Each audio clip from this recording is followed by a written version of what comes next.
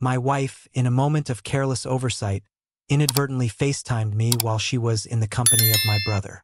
It wasn't until I greeted her with a simple, "Hi," that the gravity of the situation dawned on her. For 2 decades, I held her hand, a bond forged in the absence of the one who brought her into existence. The phone rang at 2:47 a.m., slicing through the stillness like a worn-out knife. I found myself lying awake, my gaze fixed on the water stain on the bedroom ceiling, which bore an uncanny resemblance to a middle finger. It felt fitting, given the way life had been unfolding for me recently.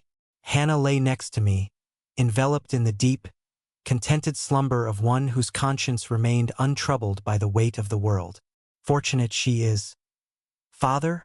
Hannah Reed's voice trembled over the line, sending a chill coursing through my chest. "Father, we find ourselves in a predicament. An accident has occurred.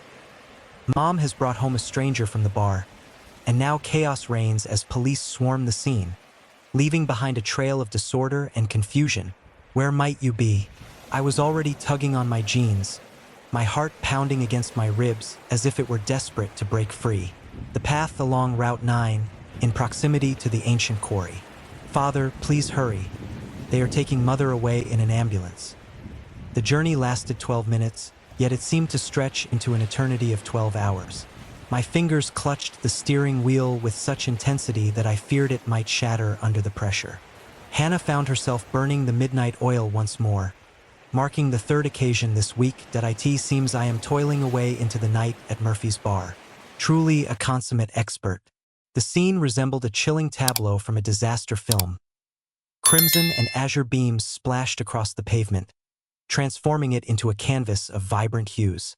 An ambulance stood with its rear doors ajar, paramedics diligently attending to a stretcher. A black sedan clung to a telephone pole, twisted and contorted like a metal pretzel, steam billowing from its mangled hood. That I first caught sight of Hannah Reed, nestled in the back of a patrol car, a blanket draped around her shoulders. Her visage bore the pallor of moonlight, a delicate cut on her forehead meticulously bandaged. As she lifted her gaze to meet mine, the relief that shimmered in her eyes threatened to shatter my composure. "My dear sir, it appears that you are unable to." A youthful officer attempted to obstruct my way. "There stands my beloved daughter alongside my cherished wife." I brushed past him, indifferent to the rules that bound us. Detective Linda Grady materialized at my side. We had traversed the halls of high school together, back when she was merely Linda Morrison, and I was convinced I had unraveled the mysteries of the world. Now she donned a badge, her features hardened by the weight of witnessing humanity's darkest moments. "Stephen Reed." She grazed her fingers along my arm. "Your wife is alive, but the situation is grave. There is a possibility of head trauma, along with potential internal injuries. She is being taken to St. Mary's." What transpired? I gazed upon the remnants, attempting to unravel the intricate mechanics of calamity. As far as we can ascertain, she was behind the wheel accompanied by a male passenger in his mid-30s. They collided with the pole at approximately 50 miles per hour. Your daughter occupied the back seat. The seatbelt proved to be her lifeline. That I approached Hannah Reed, my legs heavy and sluggish, as if they were composed of wet concrete. She enveloped me in her embrace, and the scent of intense sweat mingled with something else, something that churned my Andrew Reedak. "Father," I made an effort to advise her against driving. She had indulged in a few drinks, and that man was all over her, his presence overwhelming, while she laughed and the words spilled forth in a hurried cascade. "Which gentleman are you referring to?" I cast a glance back at Linda. Where could he possibly be? Linda's expression settled into a careful neutrality. "He is currently in custody. Calvin Ames. In his Stephen Reedet, we discovered illegal substances, while a .38 lay concealed in the glove compartment. Both actions are unlawful, given his history." "What about his record?" "Stephen Reed." Linda's voice fell to a whisper. "Prepare yourself for what I'm about to share." Yet, I found myself moving toward the ambulance, where they were carefully placing Hannah onto a stretcher. Her visage bore the marks of violence, a tapestry of bruises and shadowy streaks.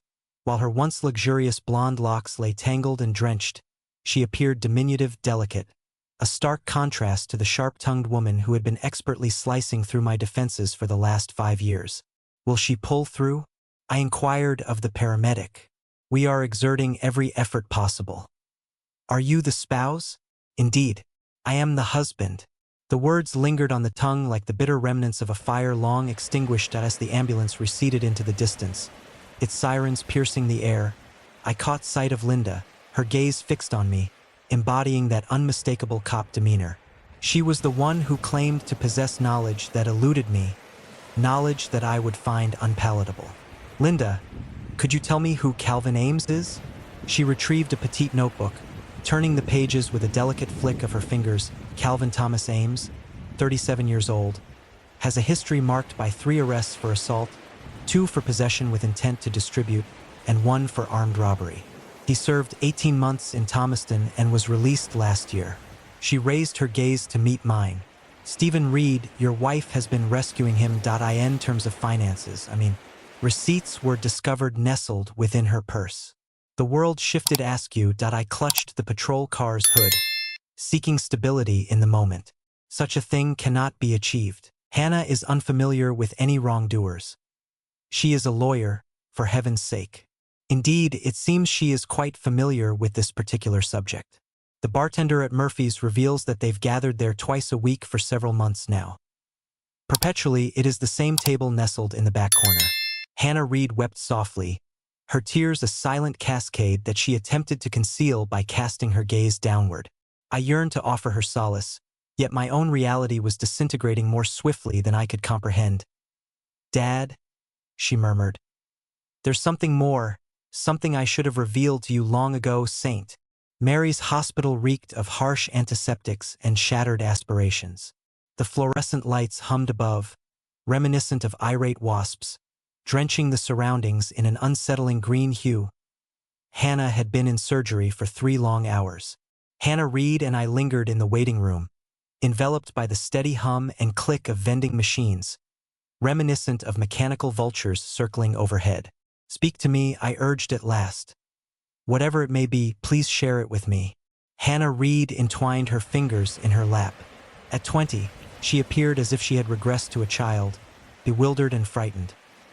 Mom has been involved with various men over the years. Dad, not just Calvin, but many others as well. The words struck me with the force of tangible impacts. For what duration have you been aware? Since I was 16, perhaps even before that. Upon returning from school, I would often discover them in the living room, or catch glimpses of texts on her phone when she carelessly left it unattended. She often insisted they were merely clients, yet clients typically do not behave in such a manner.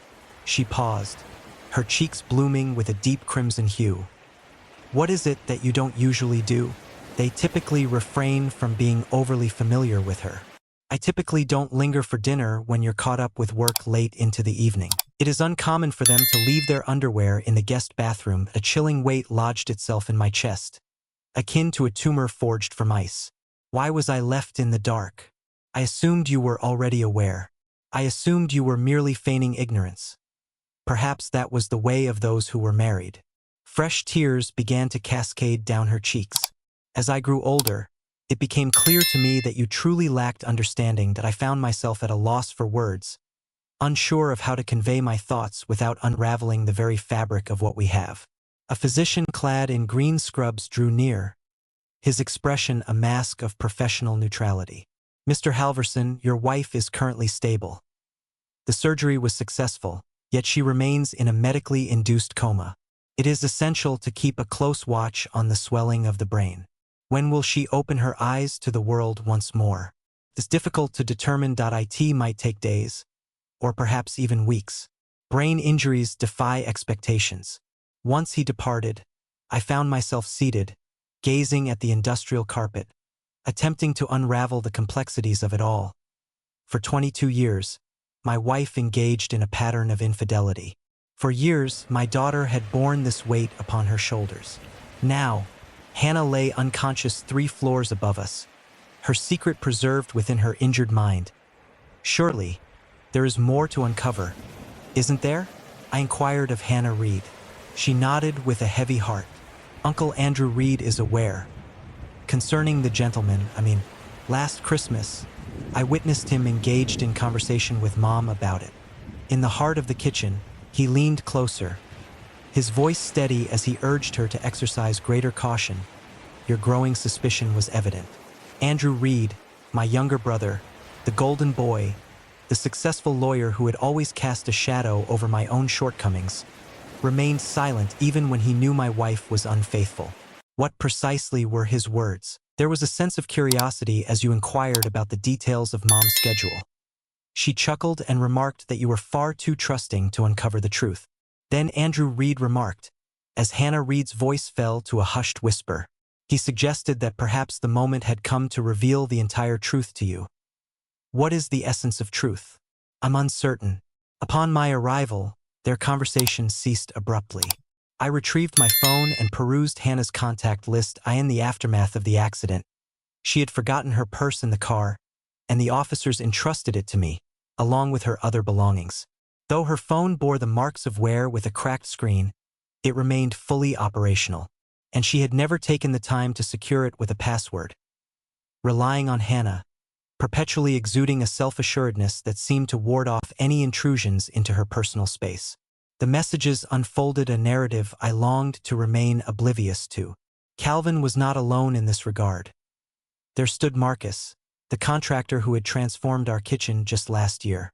There stood David, her paralegal, a figure known only as the Wednesday guy emerged, accompanied by a cascade of messages that twisted my insides. Yet it was the images that truly shattered me. Hannah appeared in scenarios I hadn't witnessed in ages, accompanied by men I had never encountered in unfamiliar settings. Years of meticulous documentation of her dual existence carelessly left on a phone, abandoned in the corners of her home each day. Father, Hannah Reed was observing my expression. What could it be? I presented the phone to her. She regarded it for perhaps 10 seconds before gently pushing it aside. I'm sorry, she whispered, that I deeply regret that you had to learn about it in this manner. How many individuals were aware? I'm uncertain. Perhaps a few of her friends. Clearly, Uncle Andrew Reed, the bartender at Murphy's, appeared to have a familiar rapport with Calvin. As I reflected on the myriad dinner parties and family gatherings, I couldn't shake the feeling that there were moments when I was on the outside, watching as others shared a private joke that eluded me. It appears they indeed were. I was the punchline. A vibration stirred my phone. A message from Andrew Reed. I heard about the accident. Is Hannah all right? Is there anything you require? The message held my gaze for what felt like an eternity. My brother feigned concern, acting as if he were unaware of the true nature of the accident and the reasons behind its occurrence. I replied, "She's alive. We must have a conversation." His reply arrived without delay. "Certainly. Whatever you require. Anything I require." I should have never tied the knot with Hannah Kowalski all those years ago. 2 decades to be precise. That I should have heeded the signs rather than dedicating myself to 60-hour weeks to fund her law school, her wardrobe, her car, and her way of life. What I required was a temporal device and a sturdy baseball bat. What I faced was a wife unfaithful and now in a coma, a daughter who had shielded me from the harsh reality for years, and a brother who had been safeguarding my wife from the repercussions of her actions. Hannah Reed, I called out, "I would like you to spend a few days with your friend Jessica." "Father, please know that I wish to remain by your side. This situation is poised to spiral into chaos, and I wish to spare you from becoming entangled in it." With a resolute motion, she shook her head. "For 4 years, I have found myself entrenched in the heart of it all. I shall not forsake you at this moment." As I gazed upon her, it struck me that, in the passage of time, my little girl had transformed into the most resilient member of our family. As I toiled away, and Hannah engaged in deceit, Hannah Reed steadfastly held everything together with nothing but her unwavering determination. "Very well," I replied. "However, when the situation deteriorates, as it inevitably will, let me know if you wish to leave. That it can't possibly descend into anything more dire than it is at this moment," she remarked. She had misjudged that matter. The situation was on the brink of spiraling into something far more dire. On the following morning, I made the decision to call in sick to work for the first time in 3 years. My superior, Jerry, refrained from inquiring. In a small town, whispers spread like wildfire. and the news of the accident had reached every ear before the sun had fully risen. What remained unknown to them was the continuation of the tale. Yet it would come to pass in due time. In the quiet of my kitchen, I found myself enveloped by Hannah's possessions, grappling with the intricate web of her deceit. Her laptop stood guard, secured by a password, yet she had inscribed the key to its secrets on a sticky note tucked away in her desk drawer. Hannah Reed, 2003, the year our beloved daughter entered the world. Even her protective measures were woven from threads of sentimental deception. The laptop revealed all the information I sought, along with an abundance I would have preferred to remain unaware of. Correspondence with her friends detailing escapades, entries in the calendar for gatherings that bore no semblance to work, and financial statements revealing a series of cash withdrawals that had gone unnoticed, all because I had placed my faith in her to oversee our financial matters. A total of $15,000 has been withdrawn in small increments from our joint account over the past 6 months. The funds I had diligently accumulated through countless hours of overtime, funds I had envisioned contributing to Hannah Reed's college aspirations, or aiding Hannah with her student loans, or securing our future in retirement. Rather, it had been financing her escapades, accommodations, meals, and presents for men who were not her spouse. The shrill ring of my phone pierced the silence, revealing Andrew Reed's name on the caller ID. Stephen Reed, my heart aches for you regarding Hannah. What is her current state? She lies in a coma, though you likely already possess that knowledge. There was only silence on the other end. Then, could you clarify what you mean?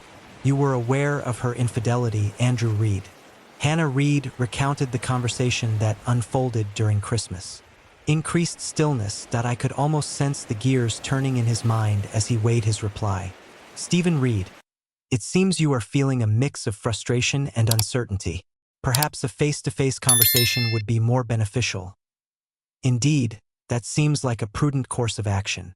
Would you consider coming over here at this very moment? I am unable to do that. I find myself in court throughout the day, yet perhaps this evening holds promise for us to connect. Andrew Reed, I need you to come over here immediately, or I will have no choice but to make some rather public phone calls regarding what I discovered on Hannah's laptop. 20 minutes later, my brother occupied my kitchen table, his appearance suggesting he'd aged 5 years in the span of a single night. Andrew Reed had always been the charming figure, the accomplished individual, the one our parents proudly spoke of during family gatherings at a tea that moment. He appeared weary and burdened by remorse. For how long have you been aware?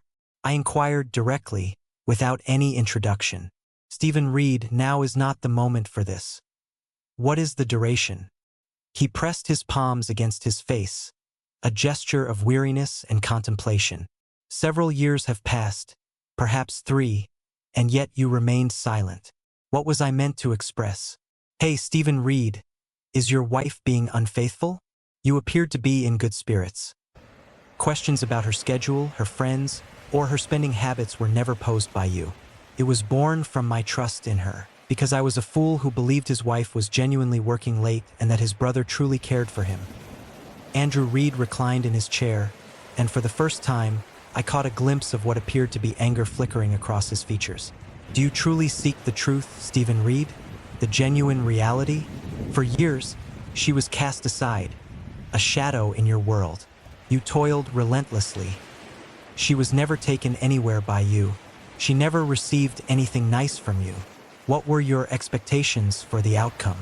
I toiled to finance her journey through law school that I toiled to provide for this home, her vehicle, Hannah Reed's private education, and all the other desires she had. I toiled tirelessly so that she could embrace the life she envisioned for herself.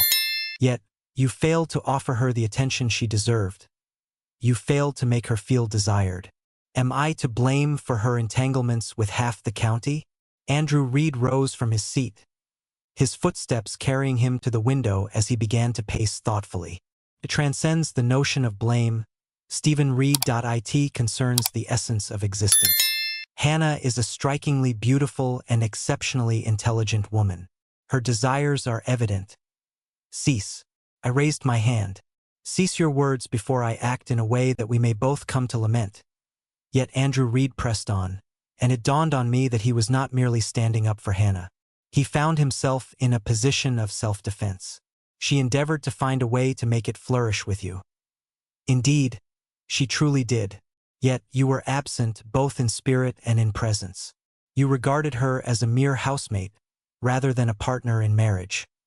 What makes you think you understand the way I treated her? She confided in me about it. In her solitude and frustration, she yearned for a kindred spirit, someone who would lend an ear to her unspoken thoughts. A certain quality in his tone sent a shiver racing down my spine. Andrew Reed, I implore you, say it isn't true. He averted his gaze from mine. It was never meant to unfold this way. The words struck me with the force of a tangible impact. I leapt to my feet with such urgency that my chair tumbled behind me. You shared a bed with my wife. There was a moment, perhaps two. It held no significance. When shall it be? Is it significant? When will it be, Andrew Reed? He remained silent for an extended pause. Next comes the night of your wedding. Silence enveloped the world entirely. The rhythm of my heartbeat echoed in my ears. My hands began to tremble. A subtle yet undeniable sign of the rising tension within me. The night of my wedding, you succumbed to intoxication and fell unconscious in the hotel room. She wept softly. She expressed a profound sense of abandonment on what was meant to be the most significant day of her life. I was merely attempting to offer her some solace. And thus it came to pass. What about the second time? The celebration of Hannah Reed's inaugural year. As you stood outside by the grill, the aroma of sizzling meat filling the air, Hannah lingered in the kitchen, her voice carrying a weight of solitude. She spoke of her loneliness, of the distance that had grown between you, lamenting how your hands no longer reached for hers. I struck him. My fist struck his jaw before I fully comprehended that I had acted. He staggered back, toppling a chair, a crimson line emerging on his split lip. Leave, I whispered softly. Stephen Reed, allow me to elucidate. Leave at once. He departed in silence, leaving me solitary in my kitchen, enveloped by the remnants of my existence. My wife engaged in a pattern of infidelity. On the night of my wedding, my brother turned against me. Amidst it all, there lay something deeper. A sensation coursed through me, akin to a splinter burrowing deeper beneath my skin. As I grasped Hannah's phone, my fingers danced across the screen, sifting through her contacts once more, searching for elusive patterns that had previously escaped my notice. While many of the names held no significance for me, a select few caused me to stop and reflect. Dr. Martinez, the pediatrician who cared for Hannah Reed in her early years. What could have prompted Hannah to engage in text conversations with him? The messages dated back 2 years, yet they were unusual. Discussions in the clinical realm regarding compatibility and the nuances of genetic markers. It's not the sort of interaction one would anticipate between a lawyer and a doctor.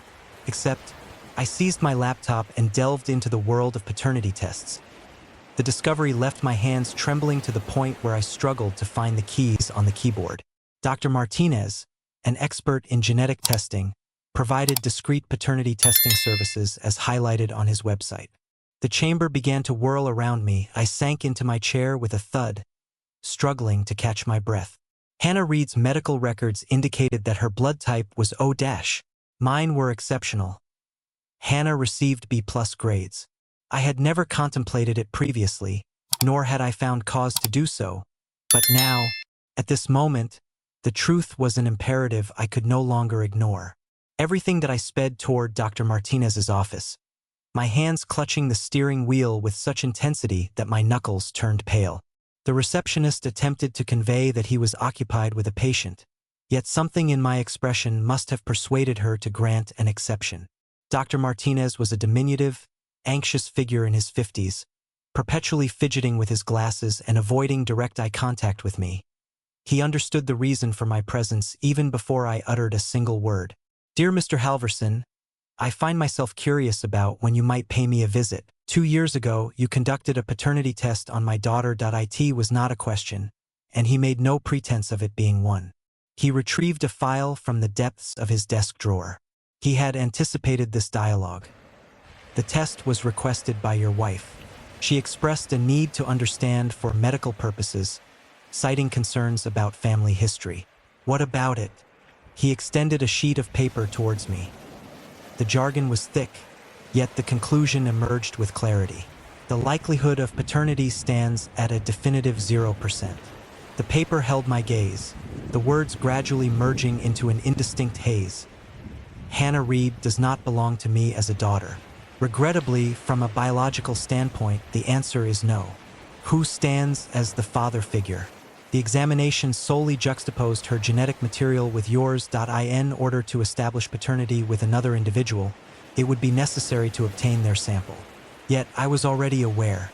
The timeline unfolds, revealing Andrew Reed's guilt, the unique bond he shared with Hannah Reed, and the constant remarks from our parents about her striking resemblance to the Halverson lineage.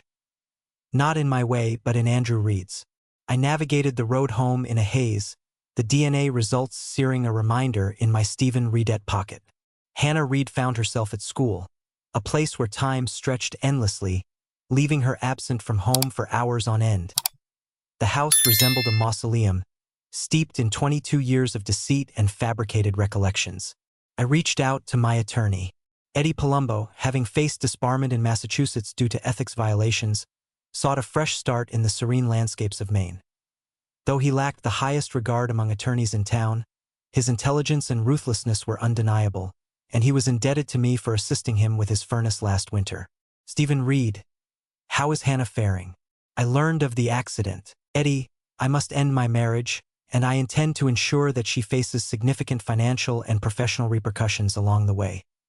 What is the speed at which you can bring that to fruition? Stillness echoed from the other side. So, Jesus, Stephen Reed, what transpired? I revealed all my thoughts to him. The entanglements, the finances, Calvin Ames, Andrew Reed's treachery, the paternity examination. As I reached the end of my task, I noticed Eddie softly whistling a tune beneath his breath. This is a nuclear bomb, Stephen Reed. Are you certain you wish to set it off? I am quite certain. First and foremost, we must take the necessary step to freeze all joint accounts. Subsequently, we initiate divorce proceedings citing adultery as the basis, accompanied by a plea for the immediate cessation of spousal support. The connection to Ames provides us with a basis to contend that she poses a flight risk and a threat to the marital assets. What is the situation with Hannah Reed? By law, you are recognized as her father, irrespective of biological ties. For 2 decades, you have stood as her unwavering pillar of support. Unless she expresses a different desire, custody should not pose a problem. And what of Andrew Reed? Eddie's voice became icy. What is the situation with Andrew Reed?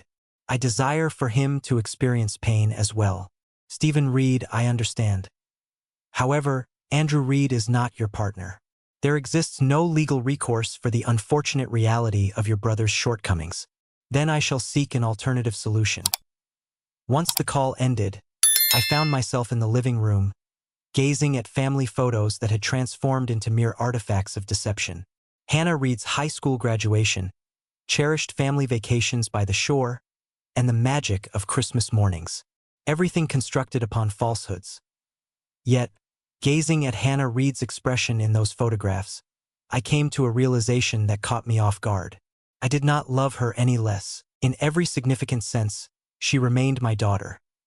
The essence remained untouched by the passage of time, holding fast to 2 decades of cherished bedtime tales, scraped knees, and the pride of school performances. It transformed my connections with those around me. A vibration stirred my phone. Words penned by Andrew Reed. It is imperative that we have a conversation. There exist matters beyond your comprehension. I replied with a message. I grasped the essence well enough. Keep your distance from me and from Hannah Reed. Stephen Reed, she is... I switched off my phone. No matter what words were on the tip of his tongue, I had no desire to listen. Not at this moment. My initial obligations demanded my attention. The remainder of the afternoon was dedicated to a meticulous examination of Hannah's possessions, searching for any item that could prove to be of value. In my search, I stumbled upon a key to a safety deposit box, cleverly concealed within her jewelry box, accompanied by a bank statement from an account that was entirely unfamiliar to me. 3 years prior, an account was established with an initial deposit of $50,000. From that point onward, There were consistent transactions, both deposits and withdrawals, each conducted in cash. The existing balance exceeded $200,000 funds she had concealed from my view. Funds that ought to have been included in our shared marital estate. Additionally, I discovered something else, a life insurance policy taken out in my name, yet I had never affixed my signature to it. An exceedingly costly policy, designating Hannah as the exclusive beneficiary. Once more, my hands began to tremble. 6 months prior, the policy was established, coinciding with Hannah's growing enthusiasm for adventure trips, exploring the untouched wilderness, embracing the tranquility of camping in remote locations devoid of cell service. Actions that felt entirely uncharacteristic for each of us. I believed she was making an effort to bridge the gap between us. It appears she may have been plotting my demise. As Hannah Reed stepped through the door after school, I found myself at the kitchen table, surrounded by a chaotic array of evidence, each piece resembling a fragment of a maddening jigsaw puzzle. Father, what is all of this? I gazed at my daughter, not in the biological sense, but in every meaningful way, and wrestled with how to convey that her whole existence had been built on a foundation of deception. Please take a seat, my dear. It's time for a conversation. Hannah Reed received the news with a composure that surprised me. She remained silent as I detailed the paternity test, spoke of Andrew Reed, and unraveled the mysteries of the concealed money and the insurance policy. Upon my completion, she remained silent for an extended pause. Uncle Andrew Reed is, in fact, my biological father. Indeed. For years, Mother has been pilfering from us. Indeed. Perhaps she had intentions of bringing your story to a close. It is indeed possible. Hannah Reed nodded slowly, absorbing every detail. Then she gazed up at me, her eyes carrying the weight of wisdom far beyond her mere 20 years. You remain my father. I am aware. And you remain my daughter. What shall we embark upon? Just as I was about to respond, my phone began to ring. The medical facility. Hannah found herself wide awake. The drive to St. Mary's unfolded in silence, each of us ensnared in our own contemplations. As I approached my wife, uncertainty loomed over me, and I braced myself for the inevitable discomfort that awaited our conversation. Hannah lay in her hospital bed, a delicate figure swathed in bandages, her frailty accentuated by the four that coursed through her arm. Upon seeing us, her expression brightened with what appeared to be authentic relief. Stephen Reed, Hannah Reed, I'm so relieved to see you both. Fear gripped me tightly. Stop pretending, Hannah. I retrieved the DNA results from my pocket and let them fall onto her bedside table. It's time for a conversation. Her complexion drained of color as she gazed at the documents. Stephen Reed, allow me to elucidate. 2 decades. Hannah. 2 decades steeped in deception. Hannah Reed glided to the far side of the room, creating a distance yet remaining near enough to catch every word spoken. Her presence filled me with gratitude in a sea of deceit. She stood as the solitary beacon of honesty within my family. It's not what you think, Hannah said, her voice barely above a whisper. It aligns perfectly with my thoughts. For years, you've been unfaithful to me. It appears that funds have been misappropriated from our shared accounts. You procured a life insurance policy on my behalf without my consent, and Hannah Reed is not my daughter. She is your beloved daughter. Biology holds no significance. Indeed, you are correct. Biology holds no significance. Hannah Reed will forever hold the title of my daughter. But what about you? Your task is complete. I retrieved the divorce papers that Eddie had meticulously prepared and placed them on her bedside table, right beside the DNA results. Are you really choosing to divorce me while I'm here in the hospital? I am ending our marriage because you have deceived me, betrayed my trust, and treated me as a fool for the past 20 years. Hannah's facade finally shattered. The tender, fragile figure vanished, giving way to the icy, shrewd woman I was beginning to understand had always existed beneath the surface. Do you really believe you possess such intelligence? Stephen Reed? Do you believe you've unraveled the entire mystery? You possess no knowledge whatsoever. I am familiar with Calvin Ames. I am aware of the other men. I am aware of the funds you have been concealing. I am familiar with Andrew Reed. Did Andrew Reed share that with you? Andrew Reed shared sufficient information with me that I managed to unravel the rest on my own. Her laughter rang out, a harsh note that seemed at odds with the wounds she bore. Poor Stephen Reed. Perpetually in the dark even after all this time. Illuminate my understanding. Do you seek the truth? The genuine reality? Andrew Reed and I have shared our journey long before our paths crossed with yours. You were merely a convenient facade, nothing more. The words struck me with the force of a physical assault, yet I maintained an expression of calm detachment. Continue the conversation. At the onset of our relationship, Andrew Reed was already bound by the vows of marriage. His wife was expecting, and he found himself unable to bear the weight of a scandal. When you extended the invitation, he encouraged me to accept. Maintain your intrigue, divert your attention as he navigated through his circumstances. What comes next? Then his wife suffered a miscarriage, and she departed from him, leading us to believe that at last we could be together. Yet, by that point, you had already made your proposal, and Andrew Reed's law practice was merely beginning to take shape. It felt simpler to proceed with the plans as they stood. You entered into this union as a kindness to my brother. I entered into this union at Andrew Reed's behest. The intention was to part ways after a year or two, yet fate intervened with the arrival of Hannah Reed. Andrew Reed believed it would present a more favorable image if she grew up in a stable environment. With a father committed to staying put, I cast my gaze toward Hannah Reed, who stood motionless by the window. Her visage bore the unmistakable signs of shock and anguish. It turns out that Andrew Reed is indeed Hannah Reed's father, and the two of you have been weaving a web of deception for 2 decades. Throughout this entire journey, Andrew Reed has been her steadfast supporter. What are your thoughts on the source of the funds for her private school education? The fund for her college education. Your earnings are decent, Stephen Reed, but they aren't extraordinary.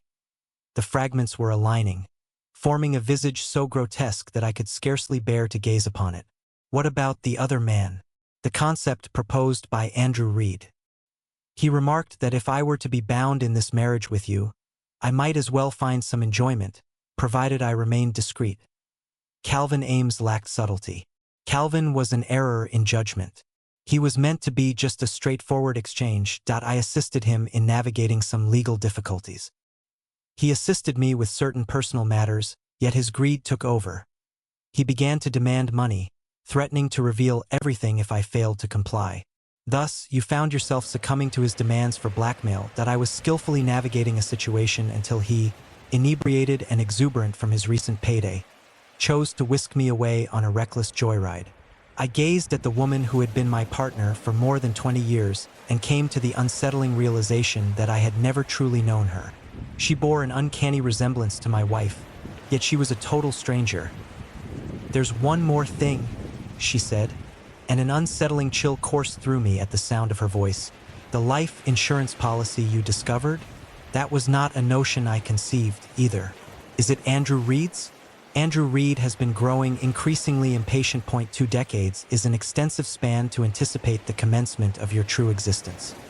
He imagined that if something were to befall you, perhaps an accident that seemed ordinary, we could at last unite without the entanglements that have held us apart. Hannah Reed emitted a faint gasp from across the room, as if the air had been knocked from her lungs. You had intentions to bring my story to a close.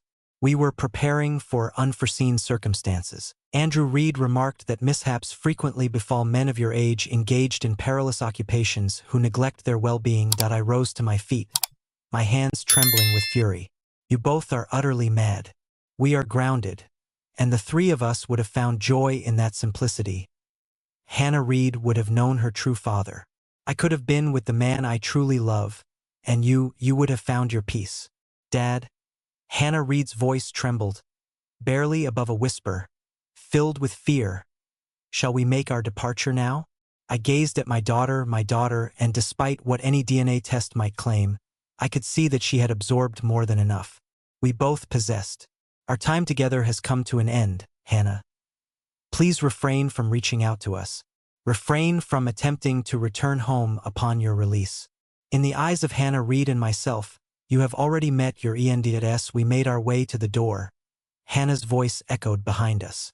Stephen Reed, the evidence for your claims is lacking. It's merely the musings of a woman grappling with the aftermath of a head injury. It is unlikely that anyone will accept your words as truth. I faced her once more, and for the first time amidst this entire ordeal, a smile graced my lips. In truth, Hannah, I have been documenting our entire dialogue. I raised my phone, displaying the voice recorder app that had been diligently capturing our conversation since we entered the room. The expression on her face made every ounce of suffering I endured feel utterly worthwhile. The recording transformed the entire landscape. Eddie presented it to the district attorney, who promptly initiated an investigation into Hannah's concealed assets and her connection with Calvin Ames. The insurance company identified the policy as possibly fraudulent, prompting the State Bar Association to initiate an ethics inquiry that could very well spell the end of Hannah's legal career. However, my journey was far from complete. For days, Andrew Reed had been reaching out, his calls and texts persistent in their quest to secure a meeting. I had turned a blind eye to him until this moment, but now it was time to bring this to a close. I scheduled a rendezvous with him at Murphy's Bar, the very spot where Hannah had been entertaining her paramours. It appeared fitting. Upon my arrival, he was already present, ensconced in a secluded booth at the back, his appearance suggesting a prolonged absence of rest. He had always been the charming brother, yet now he appeared worn and forlorn. "Stephen Reed, I am so grateful. This situation warrants a conversation. What is the current state of affairs?" I took my seat opposite him. Is that what you term 2 decades of treachery? It's not as it appears. Hannah embellished the situation, amplifying its severity beyond reality. "So, you refrained from sharing my wedding night with my wife?" He averted his gaze from mine. "That was an error in judgment. We were both intoxicated, and you allowed me to raise our daughter for 2 decades without revealing the truth about her paternity? I felt compelled to share something with you. I attempted to convey this to you on several occasions, yet Hannah insisted it would ruin you, and Hannah Reed seemed content, while you had no intention of having me eliminated for the insurance payout. What is this?" That was entirely Hannah's concept. I expressed to her how utterly absurd it was, that we simply couldn't proceed, yet you chose to go along with it. "You initiated the policy." Andrew Reed's expression twisted in dismay. In that moment, I found myself lacking strength. I have felt frail throughout this entire journey. Hannah has always possessed an uncanny ability to lead me into actions I recognized as misguided. Is this all Hannah's doing? Not completely, but Stephen Reed, you must realize that my feelings for her have been deep-rooted since our college days, long before you ever crossed paths with her. Your entry into her life felt like a storm that almost swept me away. So, you chose to bring my story to a close instead? It was never my intention to cause you pain. All I desired was to be by her side. And Hannah Reed, oh Stephen Reed. Hannah Reed is my daughter, and I have spent 2 decades yearning for the chance to be the father she deserves. A sudden fracture occurred within me. I leaned in closer, my voice softening to a mere whisper. "Allow me to clarify a point for you, Andrew Reed. Hannah Reed is my beloved daughter. I nurtured her. My heart was captivated by her essence. I stood witness to each scraped knee, each haunting nightmare, every school play, and every heartbreak. And you? You were merely the man who vanished after her arrival into this world. Stephen Reed, I have yet to complete my task. Are you curious about what unfolds next? All that you hold dear is on the brink of slipping away. Your legal practice, your standing in the community, your autonomy if I can orchestrate it, and Hannah Reed. She has no desire to cross paths with you ever again. You will not succeed in preventing me from being with my daughter. Observe me closely." I rose to depart, yet Andrew Reed seized my arm. "Stephen Reed, if you would be so kind. We are siblings bound by blood. We can find a solution to this. I cast my gaze upon his hand resting on my arm, then returned my attention to his face. "We have drifted apart, no longer bound by the ties of brotherhood." Exiting Murphy's Bar, I made my way directly to Andrew Reed's office. His secretary attempted to impede my progress, yet I swept by her and entered his private office, where he was engaged in a meeting with a client. "Esteemed gentlemen, I must apologize for the interruption. Yet it is imperative that I bring to your attention that Andrew Reed has found himself the subject of an investigation by the District Attorney's Office concerning allegations of insurance fraud and conspiracy to commit homicide. The client, a sharply dressed businessman I had seen around town, turned ashen. Andrew Reed, is this really the case? Andrew Reed had entered his office behind me. Stephen Reed, this is not something you can pursue. Indeed, I am capable of that. I possess recordings of his wife revealing their scheme to eliminate me for the sake of the insurance payout. The local newspaper would undoubtedly find the story quite intriguing. As I exited Andrew Reed's office, I could feel the weight of the moment. His client trailed behind me, while his secretary stood frozen, her gaze fixed on the unfolding scene in disbelief as the sun dipped below the horizon. Whispers would ripple through the town, revealing that Andrew Reed was entangled in something sinister, yet my story was far from over. I made my way to the town newspaper's offices, where I engaged in an extensive dialogue with the editor, a woman named Carol, who shared high school memories with both Andrew Reed and me. I provided her with the recordings, the DNA test results, the bank statements, and the insurance policy documents. "This will ruin them both," she remarked after absorbing all the details. "Indeed, that is the concept. What is the situation with Hannah Reed? This will also weigh heavily on her. Hannah Reed possesses a strength that surpasses the two of them together. She will be just fine." 2 days later, the story graced the front page. A local attorney and his sibling devise a scheme for insurance fraud. Possessed all that one could desire: infidelity, treachery, concealed wealth, an assassination attempt. A tale that lingers in the memories of small towns forever. Hannah found herself in handcuffs while lying in her hospital bed, facing serious charges of insurance fraud and conspiracy. Andrew Reed found himself in handcuffs at his office, the eyes of 3 clients and his entire staff upon him. Calvin Ames, who found himself behind bars, faced charges as an accessory.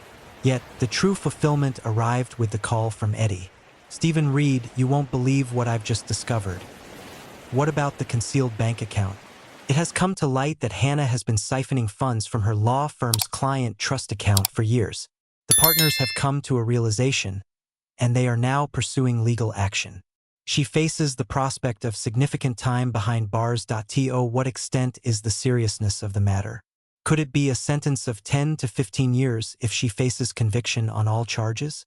I set the phone down and surveyed my surroundings within the confines of my home. My house now stands as a testament to the changes that unfolded, a result of Hannah being compelled to relinquish her stake in the wake of the divorce settlement. Hannah Reed stood in the kitchen, preparing dinner, a soft hum escaping her lips as she lost herself in the rhythm of the moment. She had decided to take a semester off from college to support me through it all, yet she appeared more joyful than I had witnessed her in years. "Father," she reached out. "The dinner is prepared and awaits your arrival at the kitchen table." It was just the two of us, sharing a plate of spaghetti while discussing her aspirations to return to school in the fall. She expressed her desire to pursue the study of psychology. She believed she had a knack for guiding others through their family dilemmas. I expressed to her that I believed she would excel in that endeavor. My experience has been extensive. Following our meal, we settled onto the front porch, gazing at the fading light of the sunset. Last, I found myself enveloped in tranquility, a rare gift after months of turmoil. "Dad, do you believe that Mom and Uncle Andrew Reed will ever find it in their hearts to forgive us for the chaos we've caused in their lives?" For a fleeting moment, I pondered the thought. I remain uncertain, and it holds no significance for me that I feel the same way. We lingered in a serene quietude for a time, and I came to understand that in spite of it all, the deceit, the treachery, the heartache, I was more content than I had been in many years. I possessed my daughter, my home, and the undeniable truth. At times, that is all that is needed. Hannah received a sentence of 12 years in prison. Andrew Reed's law license was revoked, and he was sentenced to 5 years. Calvin Ames received an additional 3 years added to his current sentence. Hannah Reed and I reclaimed our lives once more.